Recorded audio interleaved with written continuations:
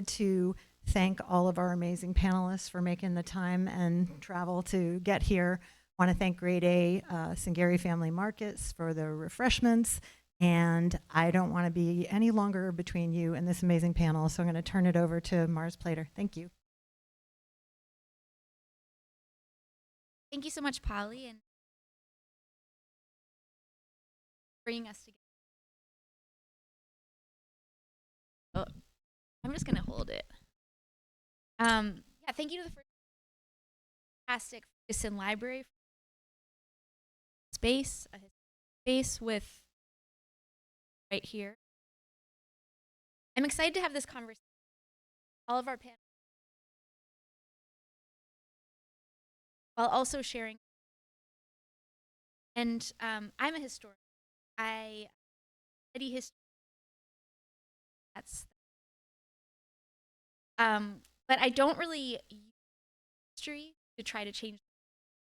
Our panelists are doing that. So I'm very excited to hear about how thinking about the past informs and shapes advocacy across various.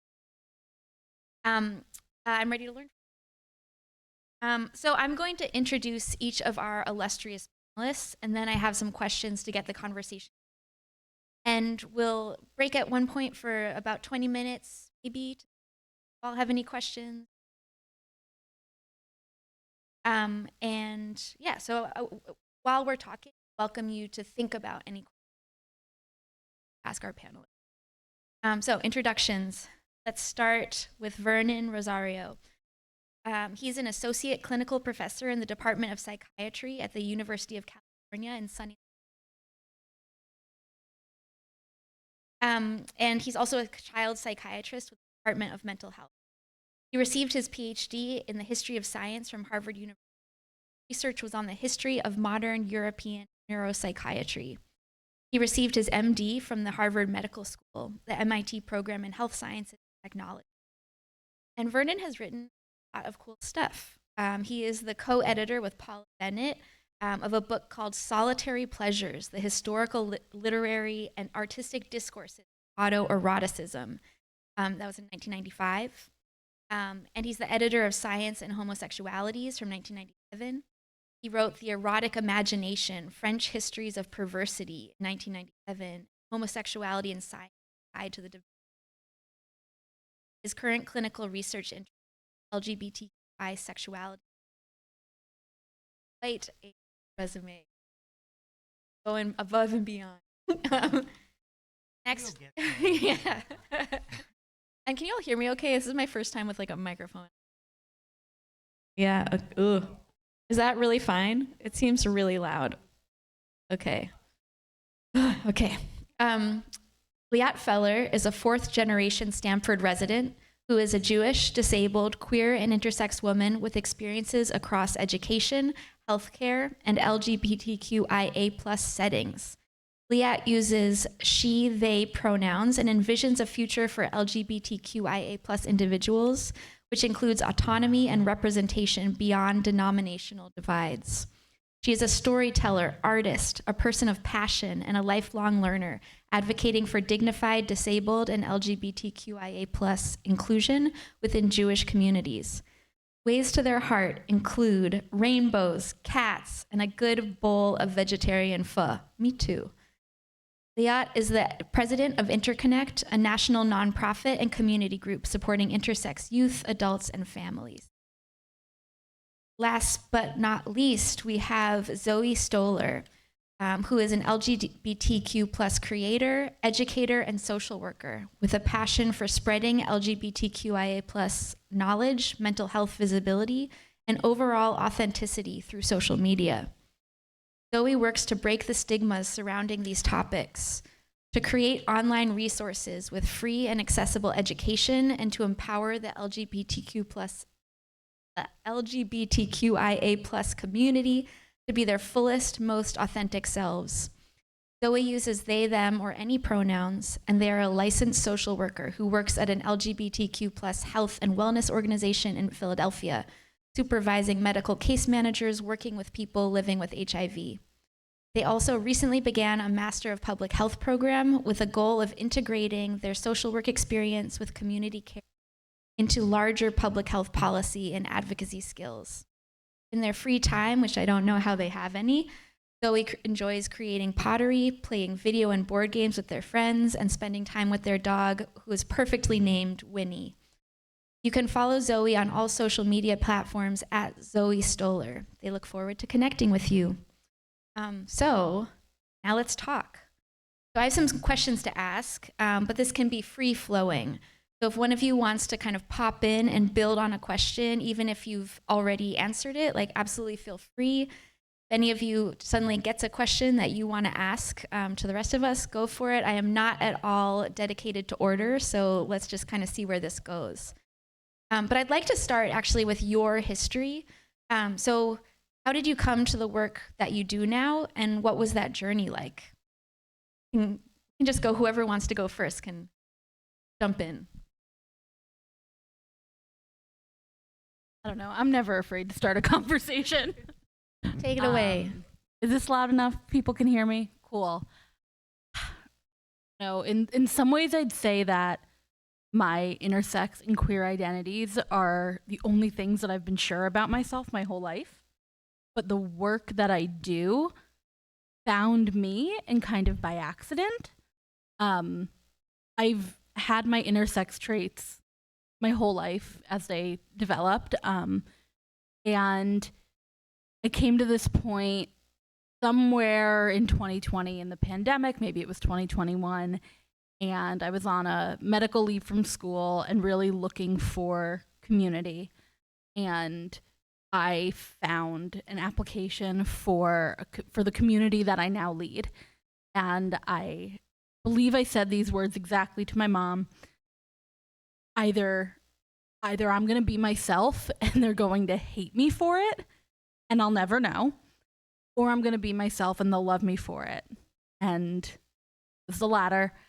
And from there, I did a small advocacy training cohort thing, and I got to speak on a panel at Harvard. I got to write a blog post for their nationally exposed blog, and it was a lot of fun, and it gave me an ownership over my story that I didn't feel like I had before. And from there, I joined the board at Interconnect, and when an opening opened to lead, I did.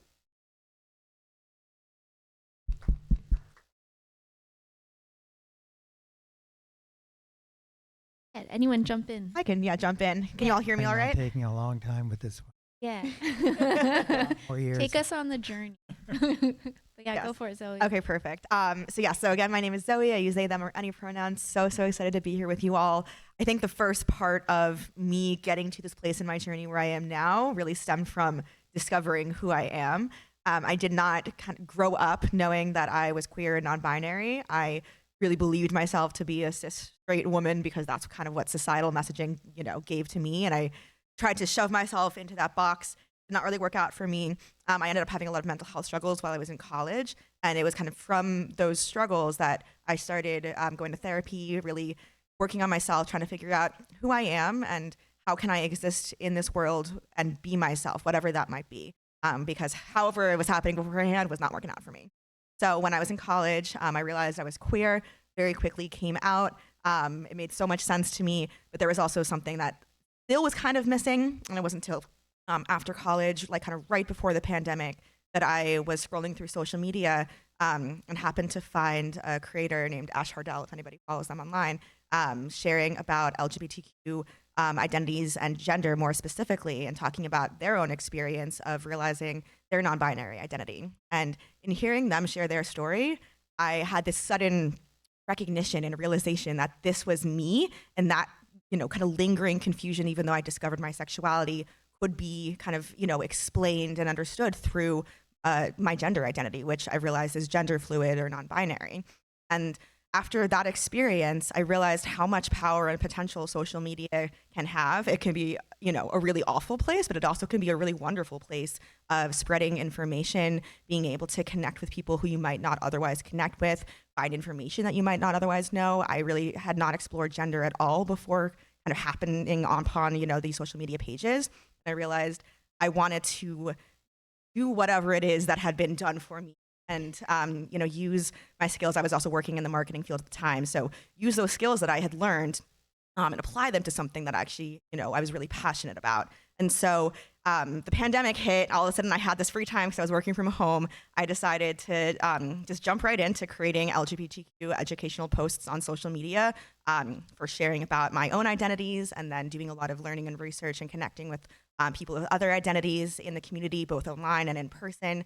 And that's been, that was 5.5 years ago, which is really insane to think about. But that kind of really, really jump-started the entire path that I'm on today. I realized how passionate I was about doing that community work online, and that inspired me to make a career shift and get my master's degree in social work. Now I'm a social worker, and I work with the LGBTQ every day, which is everything that I, could have hoped for, but also things that I did not even know were possible when I was growing up. So again, finding myself is really what led me to being able to enter into this phase. And so, so glad to be here with you.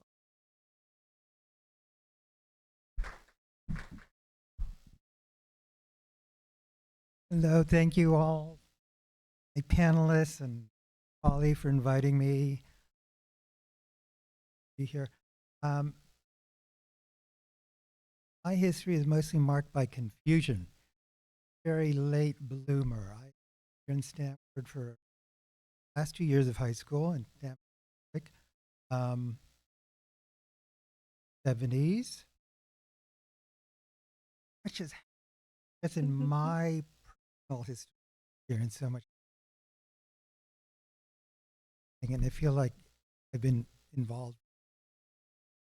But I didn't figure out anything about sexual prom. So I had only figured out a fifth year that I took abroad in Paris, French degree. And then I came back to go to medical school, really hated medical school. And I wanted to go back. And I spoke with the dean for students at lovely Argentine woman who said, like, give us another year or two. We need more people like you in medicine. Not sure what kind of people like me meant, but we knew more. We did. And so I just wrote up fellowship applications for traveling fellowships back to Paris, where I was gay and away from every great here in the United States. And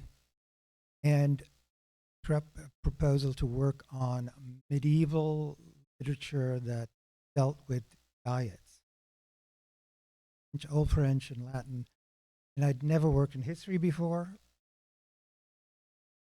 They completely new. Fell in love with the history of medicine. So I came back, finished second year of medical school, and then applied for a PhD. Years, and it was in the right time that gay and lesbian studies was taking off. To speak at third and fourth Gay Studies Conference at Yale, organizing the next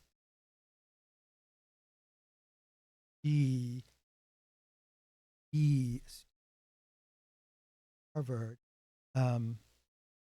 Only years later did I discover that my dissertation work, which was on 18th, 19th century French sexuality, medical, psychiatric work, was apparently the 10th history dissertation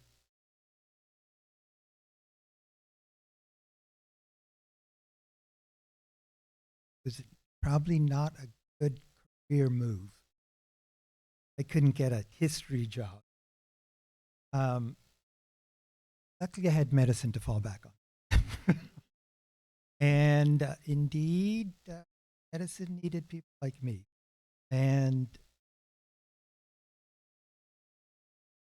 80s, 90s, transgender studies was off, and didn't BT conference on trans studies, and I was also involved with the beginning of the intersex movement in the 90s, thanks to Gerald Chase, who became a good friend. And I became, once I finished up psychiatry training, psychiatry attending at UCLA on their PSD clinic years ago. So I've seen development historically of LGBTI, and then queer studies popped up. Well, whole development of all the letters in terms of academic disciplines, but also political ones. And some of the things that these folks were talking about, the academic, intellectual things for me were very intertwined with the development of personal identity, development of communities built around identity in the United States. I love the experience. And the evolution of those identities. And the thing that we sort of got a hint of is the importance of development of the internet in the 1990s. That certainly helped with the development of the intersex community and intersex society in North America, and of global organizing of LGBT movements, which problems as well in terms of globalizing and LGBT colonialism of identities. And it's been fascinating living through all of that. Gone through a very, very exciting time. Sad stuff soon enough. See how much things can swing politically into the 1950s. In there.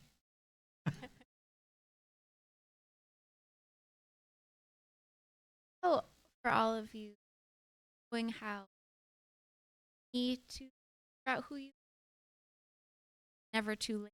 And also that you're figuring things are, and that helps. Sometimes it's our work that helps us.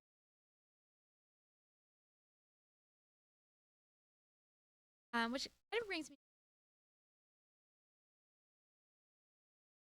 how does history, about history, work and or your life, like how does the past, how does that help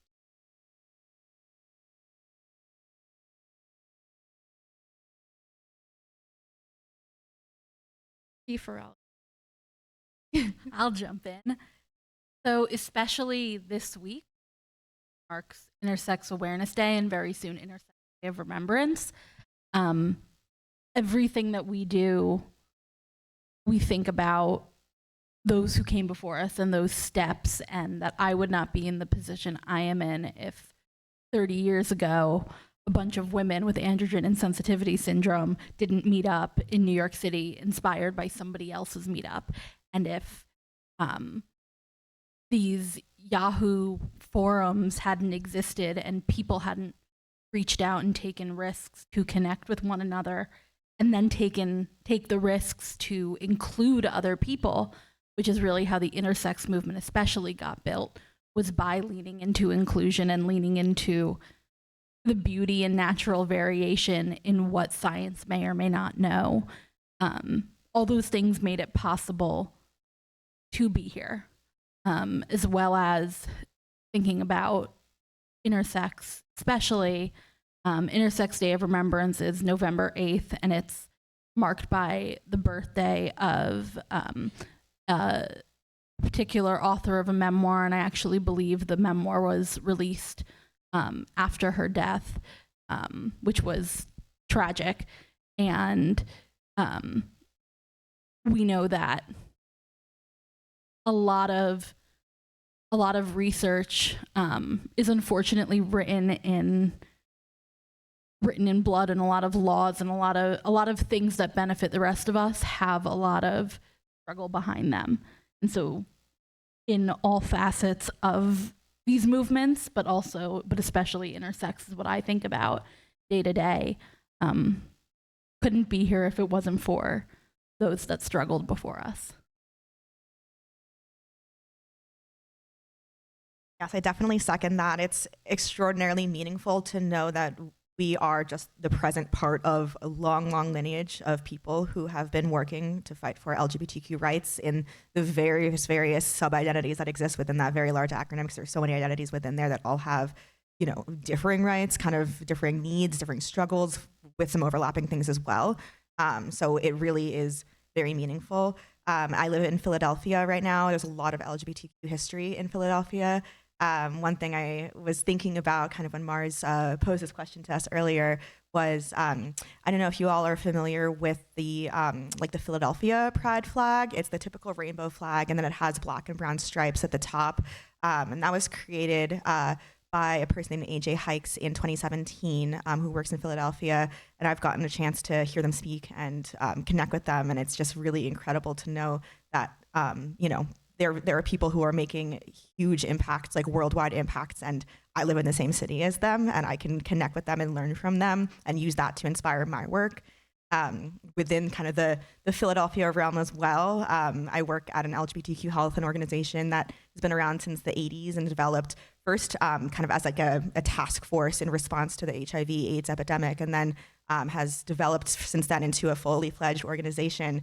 Been around for many decades, and I have loved learning the history of the organization, both its positives and its negatives, because there's always going to be, inter-community challenges, things that, did not work out previously. But I love learning about those, all of it, because it really helps to inform my work going forward, both at this specific agency, how I can be a good supervisor and manager, and, maybe be different from how things previously did not work out in the past, but also emulate those who came before me and who were successful in this role, and then how I, as just a person in Philadelphia, can go out and connect with, history makers and really important people doing the work today.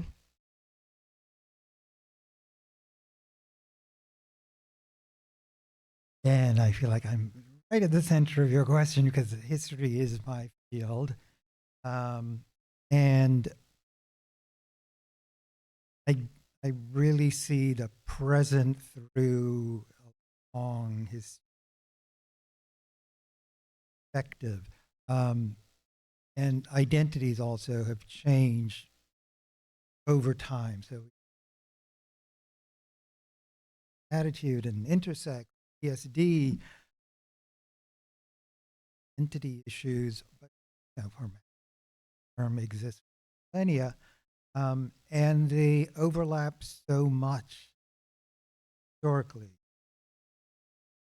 There's Iranians and inverts and psychosexual hermaphrodites in the 19th century, and then homosexual, gay rights, queer rights. Feminism plays an important role.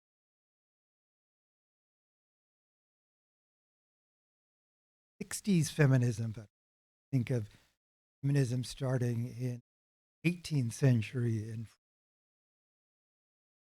long time. Gay rights in the United States wouldn't have come about if it weren't for feminists, for women's equal rights and equal rights in this country.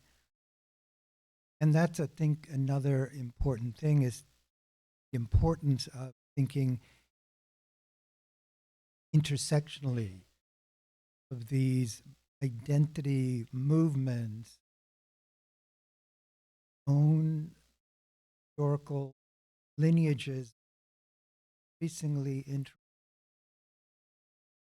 beautiful new historical work, face of that interaction in particular communities, York or Angeles, particular religious community,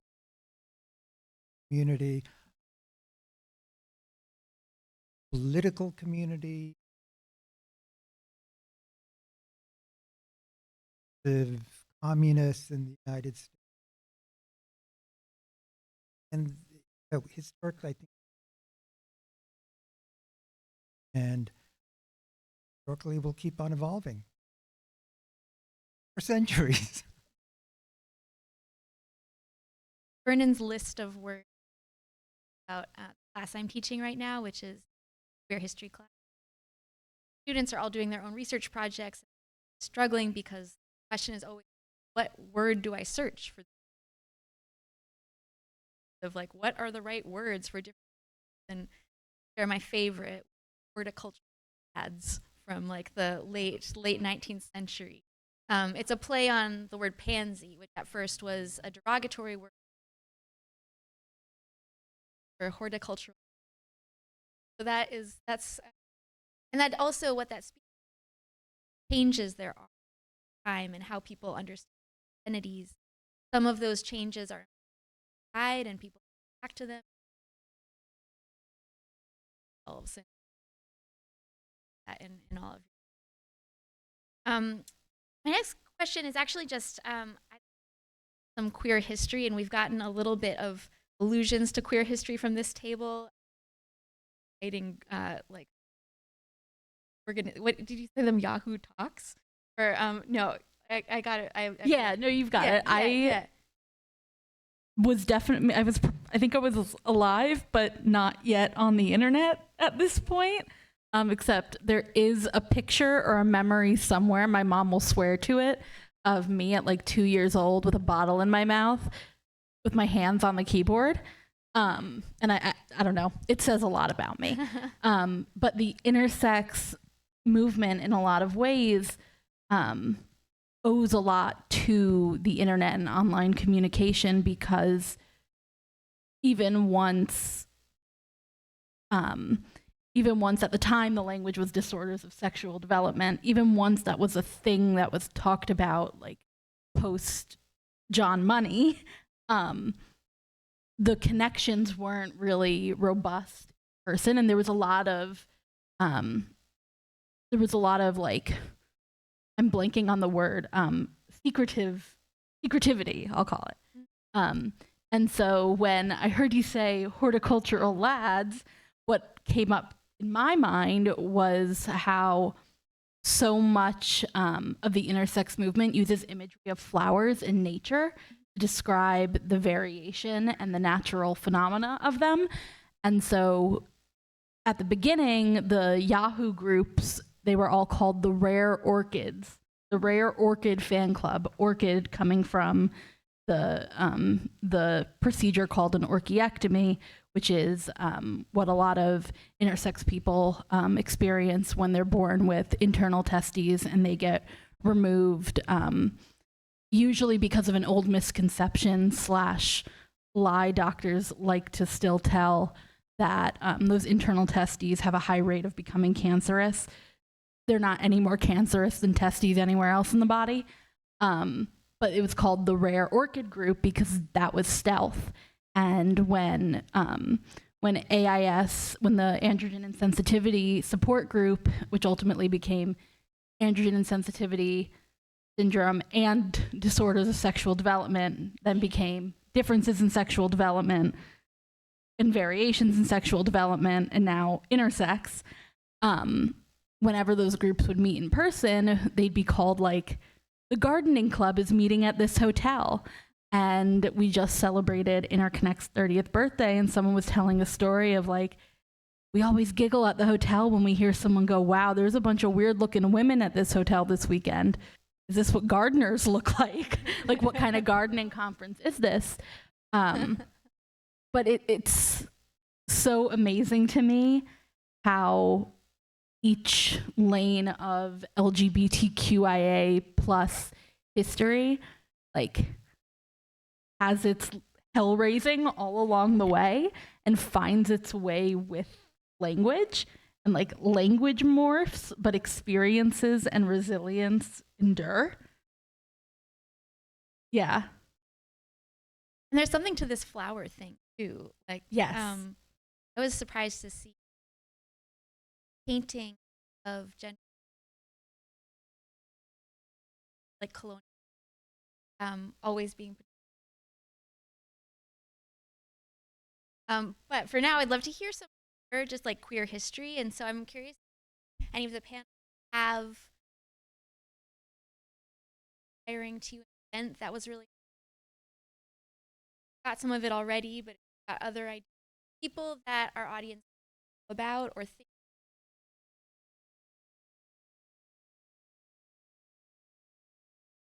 I was thinking of like historical figures like Magnus Hirschfeld or Benjamin or Audre Lorde, but then I thought, no, I'll talk about my middle school English teacher, Mr. Henson, who they said I was.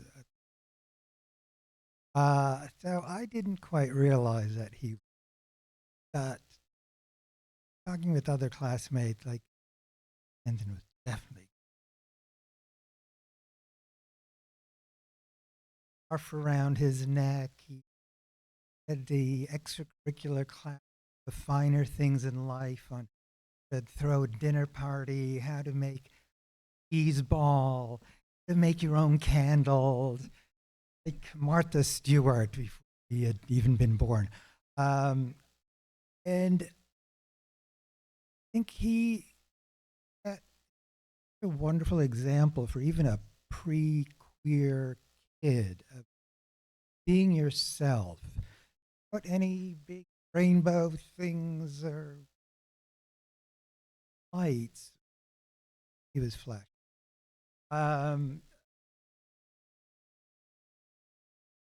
Low flame, let's say.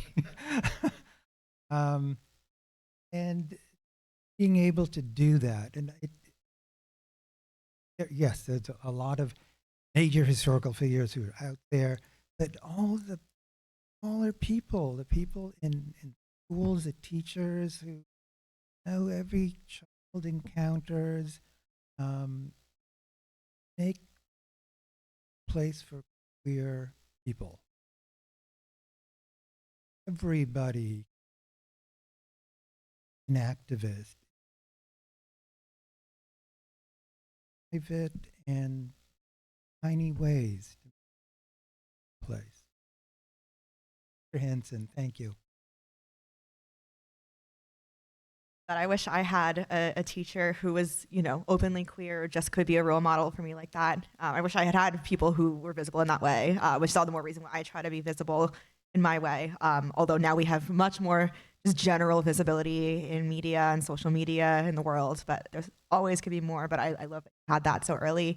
Back to Philadelphia. I don't know if y'all know, but before Stonewall in New York, there was a sit-in in Philadelphia, Dewey's Diner. It's a precursor to Stonewall, and people oftentimes think of kind of New York as the birthplace of the LGBTQ rights and Pride movement, but started off in Philly. So really, again, excited for me. Like, I love being in Philly. I love learning about the history. Before I moved to Philly and before I started my social work program, I didn't even realize how rooted Philly was in the LGBTQ rights movement and the Pride movement. So I encourage you all to do your own research and kind of see, beyond the typical narratives that we get, Stonewall and kind of typical figures, who are some more hidden figures or some more hidden events that you might not know of. I'd encourage you all to do your own research about that as well. I mean, yeah, I think the answer to this is I have a reading list of names and people that I feel like were important. And my other first thought was, I don't think she counts as a historical figure, but it's my 93-year-old bubby who I learned how to first pluck my beard from. So the little people for me in my experience are really the people that I watched first struggle to conform.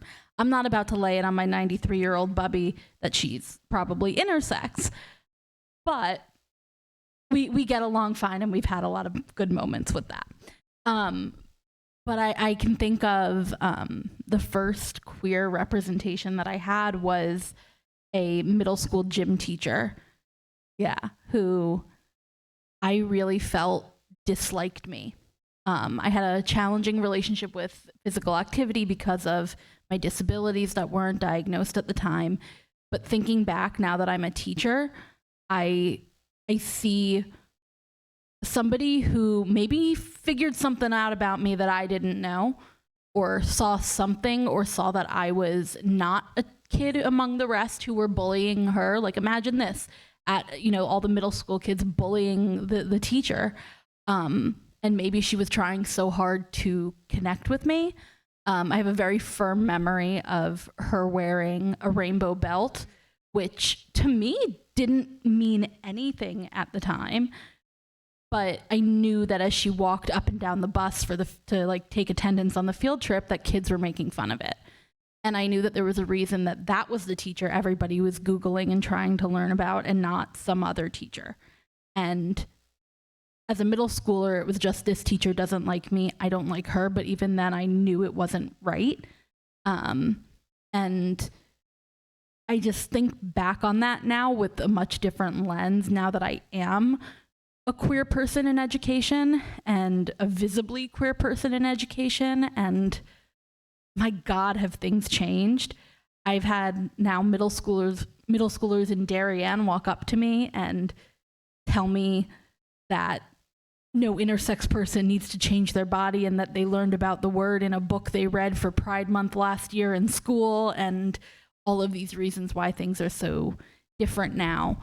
But it really is, I think history gives us like the highlights of a moment in time, and a moment in time is so wide. And another moment in time important to my journey was the It Gets Better book from, I don't know, 2007, 10, I don't know.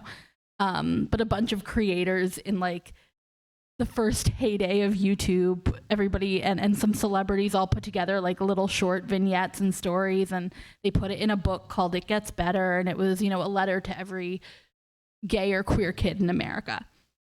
And I was on the internet and internet savvy very, very early. So I knew about this, whatever. I didn't read it. It wasn't for me. It didn't matter. I always knew that I wasn't straight, but I kind of never really thought about it, and still didn't think about it. And then I'm sitting in a guidance counselor's office, and this was so in her character. She asked me if I would ever think about going to prom with a girl. And I'm like, well, okay, I guess. And she goes, hold on. And she like scoots out of the room, backs up, goes into another guidance counselor's office, and comes back and slides this It Gets Better book on the desk and goes, there's a rabbi in here. He will know what to say. And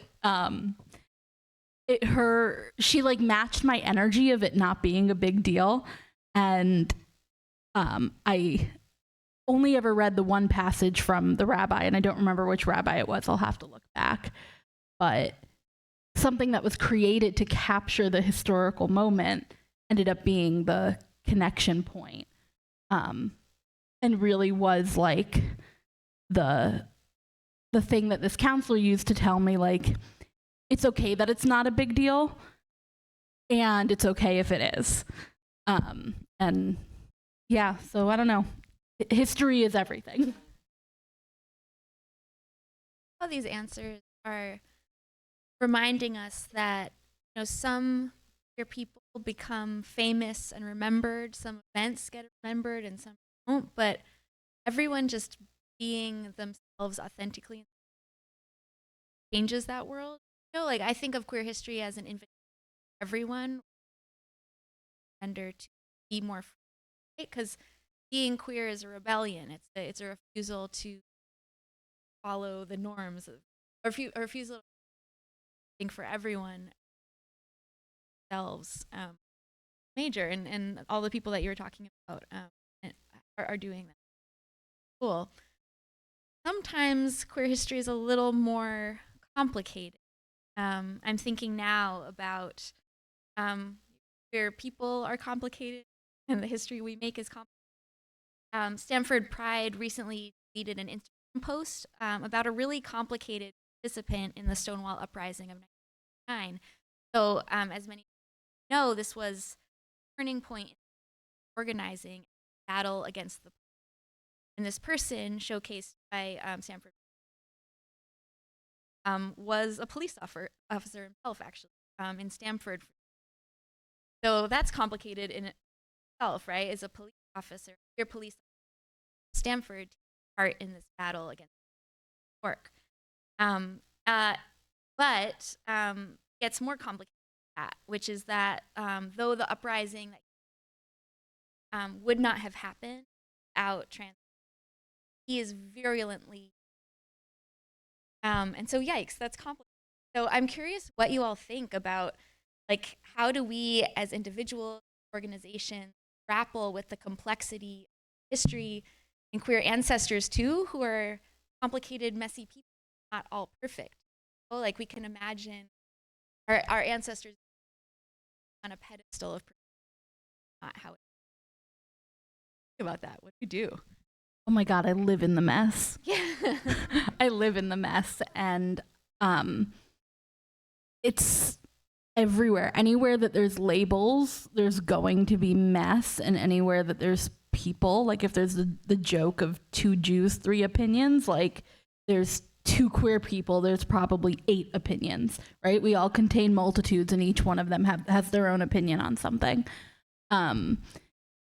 But this comes up a lot with intersex, because the word intersex describes an identity, and it's not like the only common experience among intersex people is that we've all at one point thought that we weren't intersex enough. There's no crown that's given to you that, like, now you're in the movement, or now you can have this identity, or, you know, you have this many intersex traits, so you count, but somebody with 1 less doesn't. Like, there's none of that. And some people really have an issue with that, because then they're like, what? Well, is everybody intersex? And it's like, so no, you don't have to have the identity, but all humanity exists on this spectrum. And whatever language you choose to describe it, the way that I reckon and manage with this kind of messiness, my variation is polycystic ovarian syndrome, and that is a particularly controversial and spicy one right now in intersex land. And it's because of it's like because of some of the medical structure around it, and that it's really considered a women's issue. So how could somebody who's intersex have it? It's a whole thing. But the thing that I always like to say to somebody is, it's just fine if you don't want to use this label. You don't have to. Your experience is still real. Nobody gets to tell you what labels to use or not, and that includes whatever the label of the decade is. You know, if that includes whatever it is, and whether you're an intersex person or you're just, you know, a woman who feels very much a cis woman, but you can never buy a button-down shirt from the women's section because your shoulders feel too broad, I would fight for your bodily autonomy too. And that's where I am with that. I don't know if that helps with a transphobe. But yeah.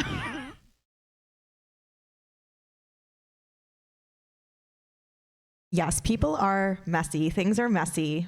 I've learned life is not black and white. We all exist in the gray area. As much as my anxiety would like to think of things in black and white, that's not reality. And so oftentimes you have to acknowledge the fullness of that gray area that we're sitting in. So in this case, acknowledging that this person who we're highlighting has done some wonderful things in the past, and they're transphobic now. And their transphobia doesn't take away from the wonderful things they've done in the past, but also that's a very real thing that needs to be accounted for and acknowledged. And so it's a both and, which is a really tough place to be in, especially in something that is so seemingly, I don't know, like opposing, like celebrating somebody and uplifting somebody while also recognizing harm that they've caused. It feels hard to do that at the same time. And yet that's what I've been trying to do in my life, kind of just view people through the full context of everything that they are, good, bad, in between, because all of us have contexts like that. Some of them are a little more, you know, extreme than others, but we all have good, bad, in between, all of that. I am wondering what it might have been like if the post had included kind of the in this question, this context, you know, we're highlighting this person, again, who has done some wonderful things in the past and was a really important part of this history in a really cool and surprising way. And we have some questions about, you know, kind of the ways that this person shows up in community today, especially knowing that trans rights and trans experiences are especially under attack and especially need to be uplifted. So I'm, again, curious kind of what conversation could have been brought in, and it's being, you know, kind of discussed now, which is wonderful. But I always like to kind of uphold all the realities and kind of bring people in for that conversation. But it also, just has a separate note but related, it is really disappointing and tough when there's infighting in any community. And in the LGBTQ community, like many, there is a lot of infighting. It would be lovely if we could all just support each other, even if we don't really understand or get each other, because there's so much coming from externally. Like, we don't need to be attacking each other internally either. And yet we are. There's transphobia, there's biphobia, phobia, and hatred against intersex people. I could go on. Like, every single identity, somebody could make some weirdness about it, even kind of within that identity. And that kind of harps on the language element that Liat was mentioning. And so I don't really know what to do about that, but I think just acknowledging it and bringing us to whatever gray area we can and not exist in black and white, as tough as that can be. Question that label of messiness, people being confused or old or outdated. I think there are two conflicting values. Perhaps there's intersectionality, which I mentioned. We all carry many identities of gender, sexuality, ethnicity, race, class, politics. There's boundary keeping of, and this guy, another generation, is of another generation, and white middle class, homophile values or gay values, or that sense of what gay identity is and what gay community is. And there's now been lot of debate, even in the gay community, like about discomfort with the label queer. We use pretty easily, but a lot of old comfortable with. And as a further example of the complexities of complex identity affiliations from the French and German cases, early 20th century, with the rise of fascism, which is irrelevant, sadly, there were within the homophile, gay, pre-gay movement intense debates between those who wanted the rising homosexual movement to be very upstanding, upper middle class kind of respectable people, and especially the men to represent masculinity and militarism, going back to classical Greece. This is how we were going to get, you know, people to respect us, because Greeks, who everybody respects, most valiant warriors, were the ones who felt men were superior. Masculinity, of course, better than women. So this is what homosexuality should be represented with, versus those who we call more queer, who were more gender fluid by our terms, and they fought just as intensely as many of the internal debates we have now. People have multiple identities, but also trying to keep their identity clear and not let it become anything. Everybody is interested. Then what does it mean? Also, this also makes me think about, I spoke with a gender and sexuality class at NCC the other week, and the topic was really about the differences and nuances between sex and gender. And I was asked to speak a lot about how my intersex identity impacts my gender or not. And there's intersex people who believe that sex and gender have everything to do with one another.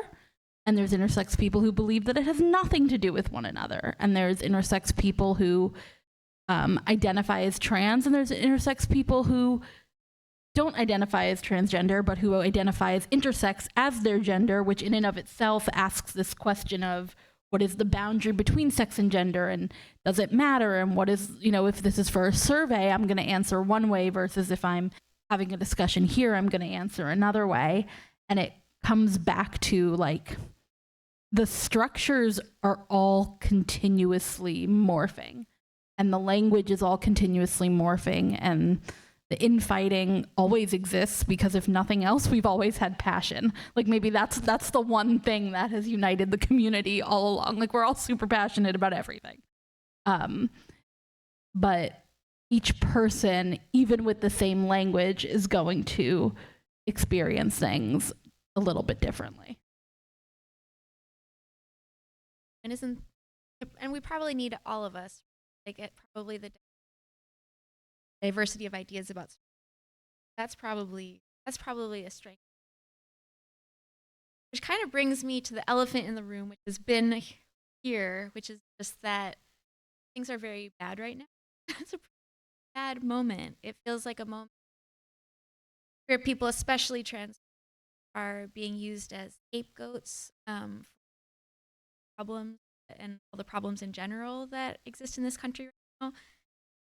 So yeah, we're seeing this phobia just radiating out from, and it's going to become the future's history. And so I'd love to hear from you all, like, what's an issue that concerns you, and how are people fighting back against it? How are we bringing trauma, this passion, to these problems? When you said this is tomorrow's queer history, I got like this deep sense of both terror and responsibility and excitement all at the same time. It's okay. Feelings are good. I think conversations like this, and I cannot express enough how grateful I am to have lived with the parent that I've had my whole life, and to have lived in this city my whole life, which Stamford is by no means perfect, but I know that especially at this moment, the leader of our city believes I should be able to walk down the street without getting harassed. And that's not the case everywhere. And believes that it's my choice whether I grow my beard or not. And that's not the case everywhere. Within all the legislation around transgender issues and all of that transphobia, most often there's like a caveat in each of these laws. They're banning surgery, they're banning bathroom choices, they're banning all of these things. And most often there's a little line that says, except for if the kid has a disorder of sexual development, then we get to tell them exactly what to do. And we get to give them the surgery, and we get to push them into the bathroom that we choose they belong in. And so one of the things on the intersex piece of it is that, like, I wish I could tell the world that, like, we're more than just like the butt of a trans joke or the butt of a pronoun joke, or more than like the caveat in a law. And at the same time, like, the existence of safer spaces for trans and intersex and queer people, because they're coming for gay marriage too. What are they hearing it on, like, November 7th? That's when they're going to vote whether to hear it again. It's terrifying as hell, and it is the existence of safe spaces that is going to allow us each to thrive. And like, I walk into a school and the kids are immediately getting DEI education because they have to learn how to interact with me. And the kids don't really care. The kids are great about it. But I am deeply terrified that there will come a time, and there already is, but that there will come a time that I am more and more limited in where I can work and where I can have my livelihood because of things that I don't get a choice in. Things that I'm endlessly proud of, but things that I don't get a choice in. So, yeah.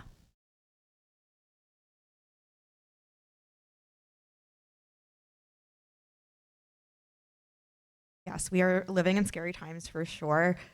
One thing that I don't even know what word to use for this, makes me feel hopeful or something. I don't know. I work at an LGBTQ health and wellness organization. They do many things. One thing they do is provide gender affirming care, including to youth. And that has been, a big thing in many other organizations that they have removed that. And that's youth is defined as 19 and under, and that's like a little crazy. But a lot of other organizations, including ones that you think would be very, LGBTQ affirming and in, LGBTQ accepting cities and everything, have removed their programs. But my organization that I work at has affirmed, at least, verbally, vocally, that no matter what, like, we are going to provide gender affirming care to youth. We are figuring out financially how to do that because, with insurance, Medicare, different things, that might not be kind of the possibility in the route to provide it through reimbursements. But I feel thankful to work at a place where we are thinking alike, and we are committed to not getting rid of services just because those in charge say so, just because it might not be financially feasible. I know that is a wonderful privilege, though, and it's a privilege to be in Philadelphia again, to be in a city that is LGBTQ affirming and accepting, and I feel very safe and comfortable for now, at least. That is a huge privilege. My intention is wherever I work, whatever organization I'm part of, whatever work I'm doing, I would like for it to be an organization like this where we are fighting for the same things and we have the same values in mind. And so that is going to be kind of the biggest, focus of my work going forward, making sure that I am giving to places where they also want to give.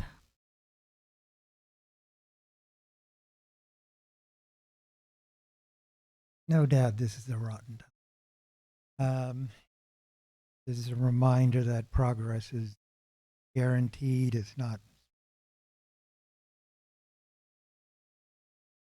We just have to keep on working. It felt like, oh, Obama, finally things are just going to pull downhill.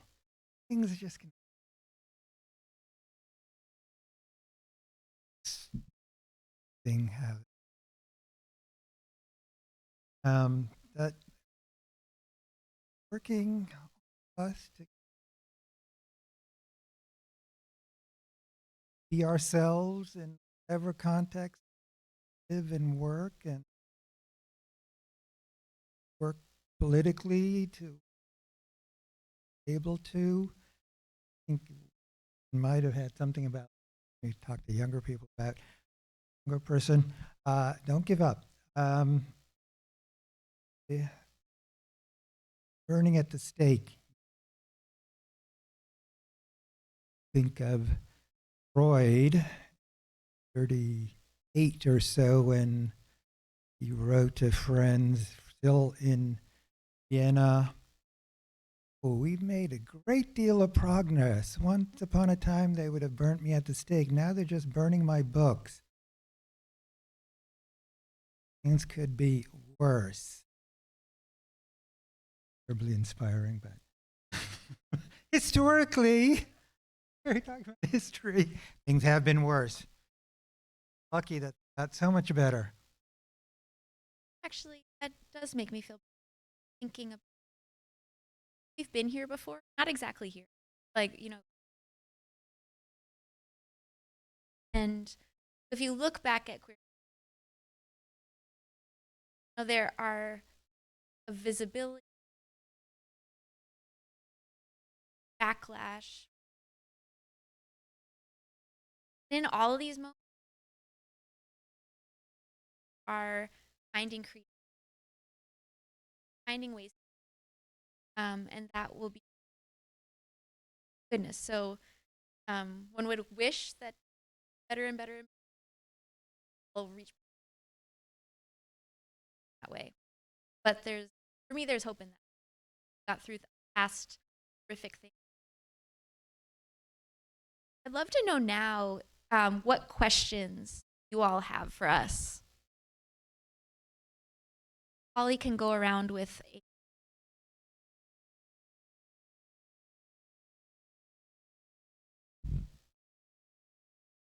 in the introduction, heard phrase science and homosexuality. I'm not sure you covered a lot of your studies and the historical perspective. That phrase just or was there an actual topic there? Science of supposed gender spectrum differences, or was it homosexuality in science? The popular figure of Alan Turing, somebody who scientist, top of importance, spectrum of social action, and obviously pressed down on the edges of the spectrum and driven to suicide. I didn't know what topic we were. give us cliff notes of your book. Yeah, so there are two books. One was an anthology called Science and Homosexualities, which several different scholars in different areas looking at this historians of science. Like, it actually came out of a panel at the History of Science Society years ago. And then my monograph that was Science and Homosexuality, which is actually a history of medical views of homosexuality in the 20th century.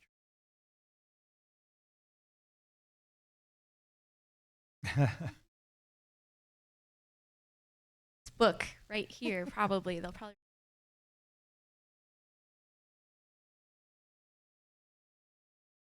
Everything's on Amazon.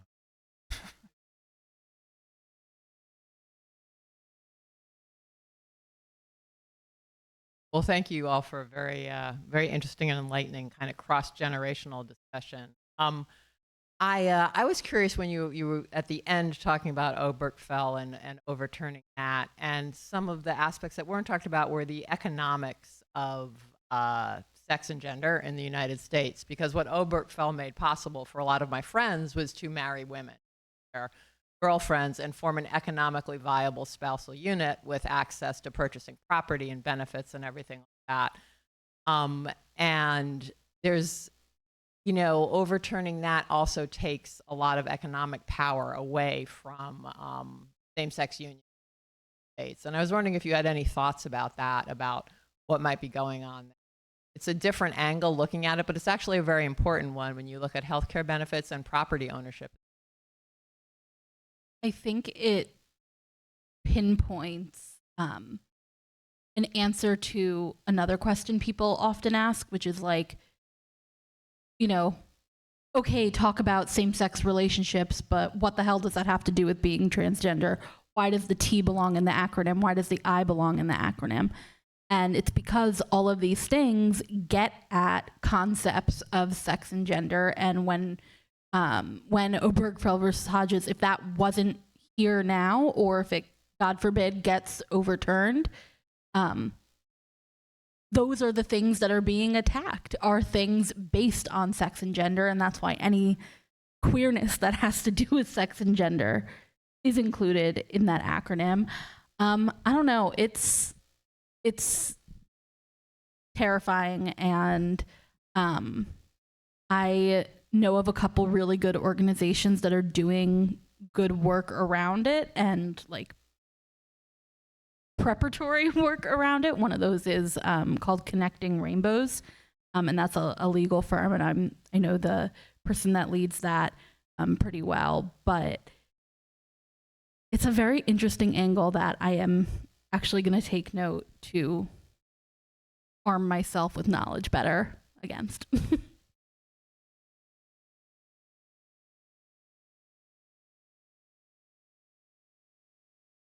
Thank you for that question. It is a very important one because I married last week after being in a relationship for 20 years. Now I was just politically like, no, marriage is a evil institution created by the patriarchy and bourgeoisie to oppress women. But hey, there are a lot of societal advances as I get older. Hospital visitation. And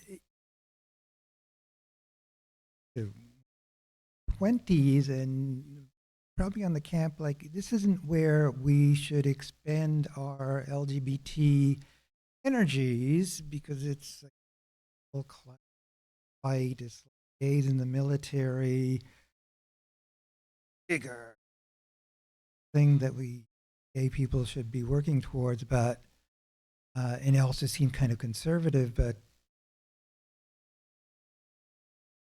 equal rights. And it's become so commonplace in Europe. And I think that quality, that right,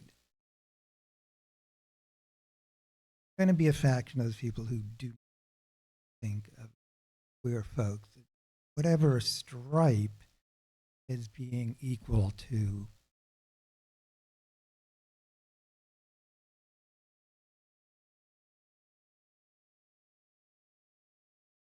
Something that something I want to sort of add is that if gay marriage, there was a long time, but it existed. Got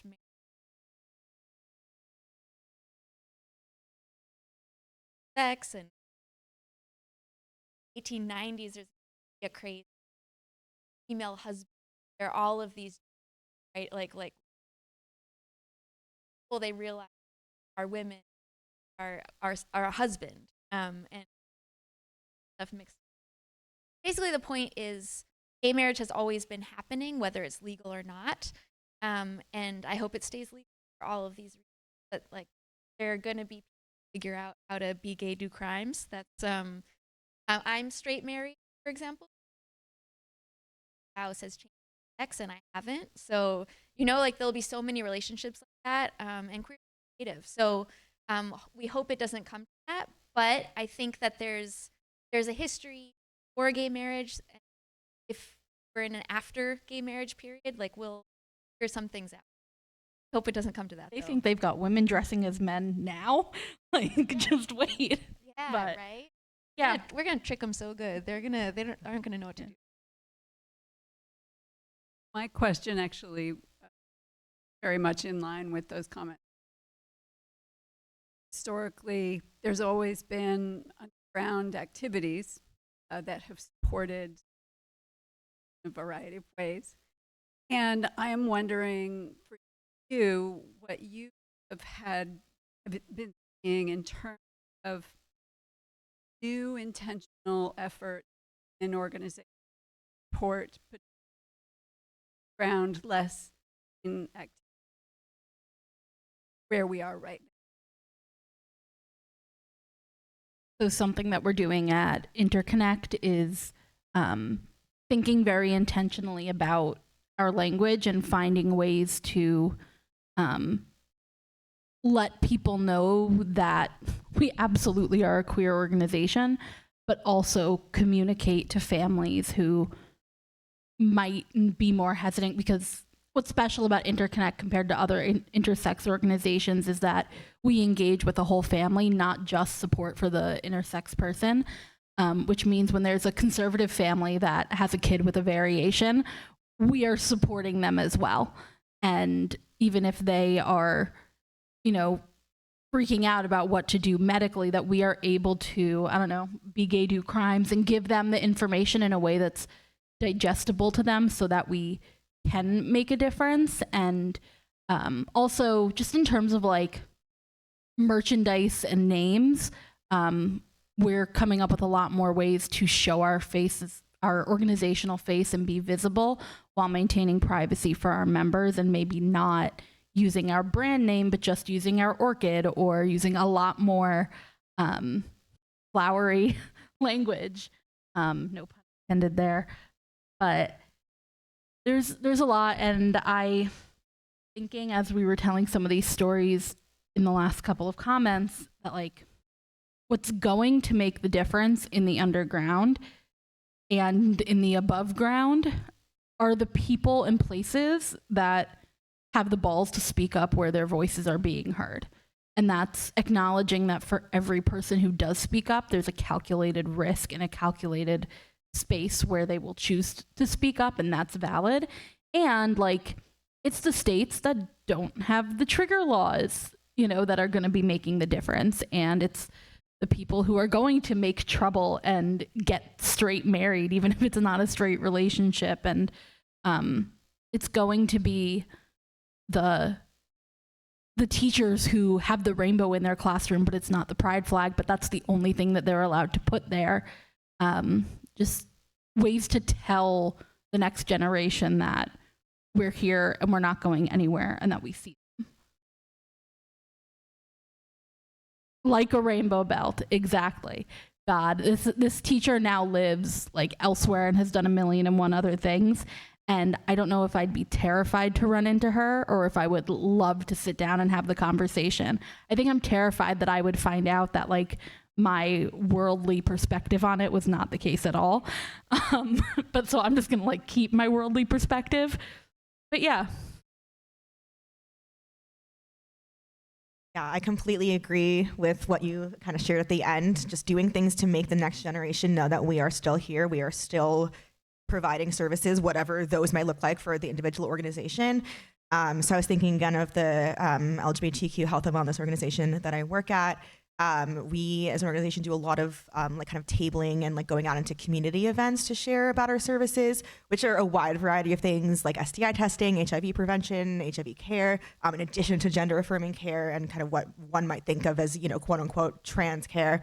That is very politicized and strange. When going out into like kind of those community spaces, we've had to be very intentional about our signage and kind of what messages we are overtly displaying, to not overtly say like we provide gender affirming care for youth, because we've also had a lot of protesters come to these events and like cause a big stir, and we want to stay below the radar. But then what we've been doing is using a lot of kind of online spaces to still share the message of, even if Mazzoni is out, that's where I work, sorry, even if we're out at, you know, these organizations and spaces in the community, even if we're not saying it's because we're trying to fly under the radar, like still come up to us, still ask us about gender affirming care for you, for, you know, youth in your life, ask us what services we can provide. And so we've been kind of using back channels to still spread that messaging and make sure that even if we're not able to as overtly publicly share, especially when we're kind of like out in community because of the backlash that we've received, people are still knowing what our message is. Social media. Can I share one more vignette? So I do a lot of work in religious Jewish spaces across all denominations. And something that I developed, which still looking for an illustrator, and it'll get published, but I developed a children's book specifically talking about differences in sex and gender without using the word sex and gender. And things like that, I think, are going to be so much more important, and things that talk about what does it mean to, like, what does it mean to notice diversity and to embrace diversity when we're not allowed to say those words. And when all else fails, word of mouth is what's going to be here, and relationships are what's going to be here. Now I can.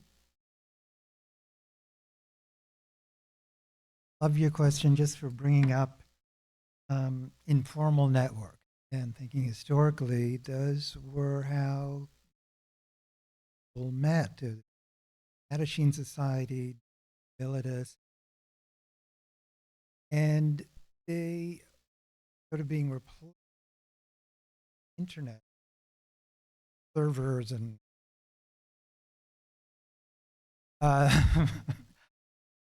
but it does a little worry me because it becomes so home, and you're on trans patients who that life they don't political, feel connected with Jews and our name is room, even living room.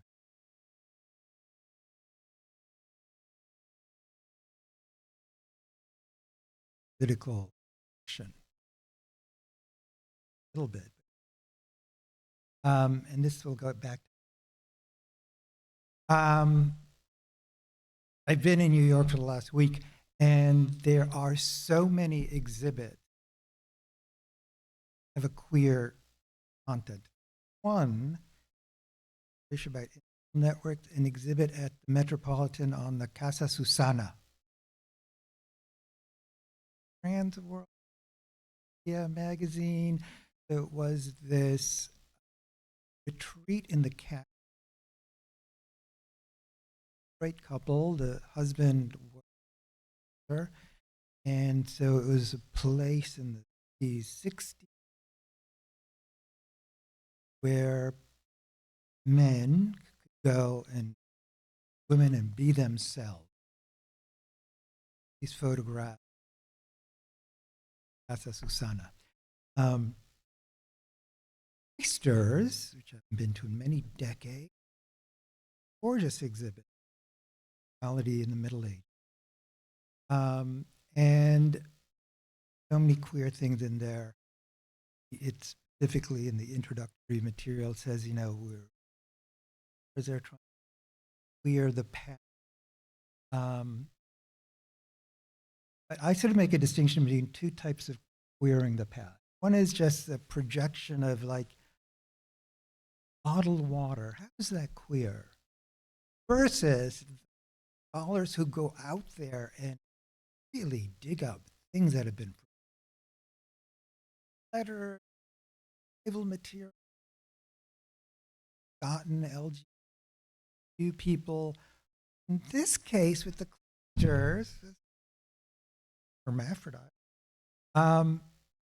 they had this image, evil illumination of God pulling Eve out of Adam. And apparently, it was medieval commentary, theological work on how Adam was probably a hermaphrodite. That kind of makes sense, because he had to have both sexes in him. God just happened to pull one of them and separate them out. Like, wow, now that is really queer. I didn't know that. Reading documents carefully. And so all around New York, the presence of flowers and the use of flower images and queering things is like jumping out at me. And it's one way that I find hope for the future. Art historians, museum directors are all on our side. And luckily, no, they're suffering because of the money issue, but it takes 5 years to put together. So that's already happening. And the queering of art history is happening. The place of gender studies in history and museum studies and everything is happening. I trust it. Trust our fellow academics. And it's growing too. Right now, the National Museum. I don't know. It's connected to the. Oh yes, the Harlem Renaissance Yes, the Gay Harlem- exhibition at New York Historical Excellent. Society. Is fantastic. But there's this whole new museum, and its mission is to collect all the queer history that the Smithsonian and National Archives. And they are not relying on government. So they're my friends. But like so I'm just saying, like, there are people out there going to keep no matter what's going on. Also, people are stockpiling hormones, figuring out how to make a weird machine. Trying to import one right now.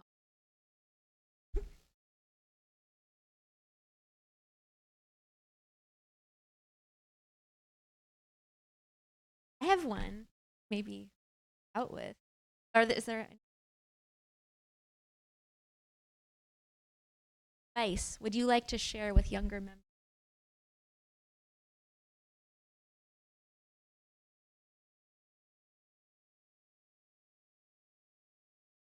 Or you can choose one.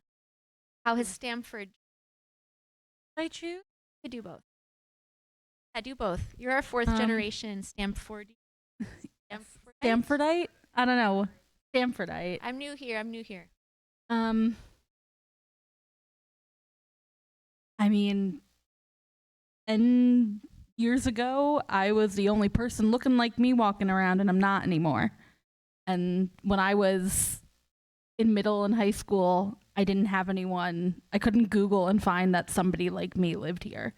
And that is the biggest change. There wasn't Stamford Pride.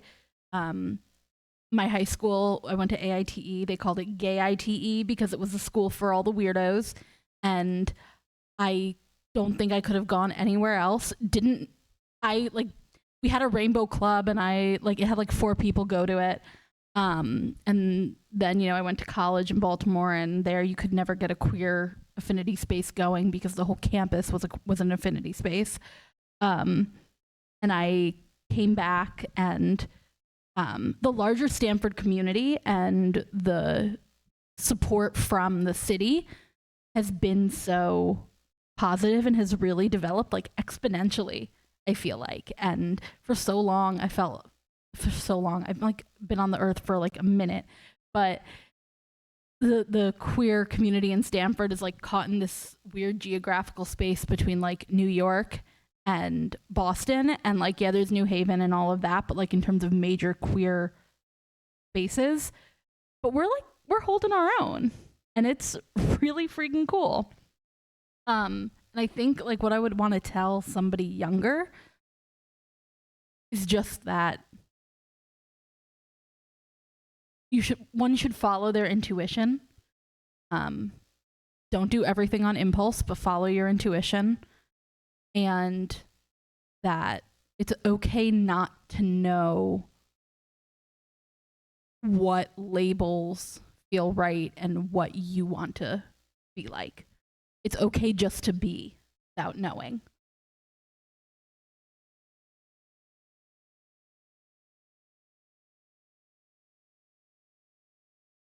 Yes to that for sure. The first thing that popped into my head was that everything takes time and everything comes in time. Good things, bad things, in between things. As I shared before, everything is very gray, not black and white, very nuanced. As much as I would like to go into black and white, it's not. But all of that takes time. I definitely, 10 years ago, 15 years ago, would not have imagined myself being here physically at all, like in this queer space, identifying as queer, maybe not even being here because I was really struggling with my mental health. There were so many things that I did not believe could come because in the moment it was not there.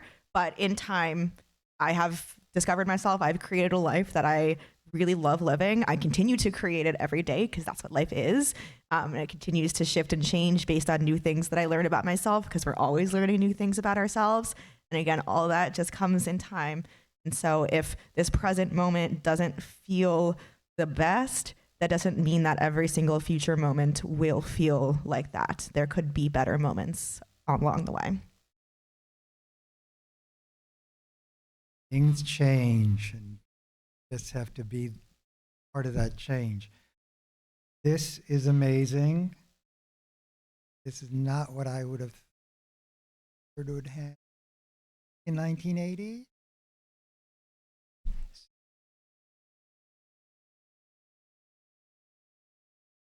Change. Fighting like hell. Let's give a big round of applause to our brilliant panelists. Thank you so much, Mars, for leading a great panel. Thank you all for sharing your insights, your expertise, your experiences. I love that we've gotten so many different perspectives and racial aspects. Really, I think said a lot. I also want to thank our generous supporters, the Elizabeth Raymond Ambler Trust and the Connecticut Humanities Council, which gave a lot of the funding for our history project. I thank you all for coming and being with us. I thank the library for always hosting us so beautifully and for helping us document this to share with others. If you haven't already, please enjoy the amazing art with powerful artist statements for resilience, LGBTQ History Month, and our wonderful friends are here from the James Baldwin Project.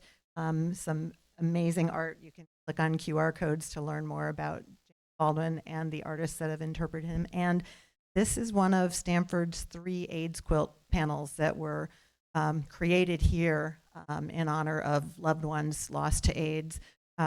So powerful to have one of these back. And I'm a needle pointer, and when I was unfolding this to hang it up, I lost it because somebody's Christmas stocking is embedded into this piece. So please enjoy. This exhibit is up until Thursday. Tell anybody you know about it.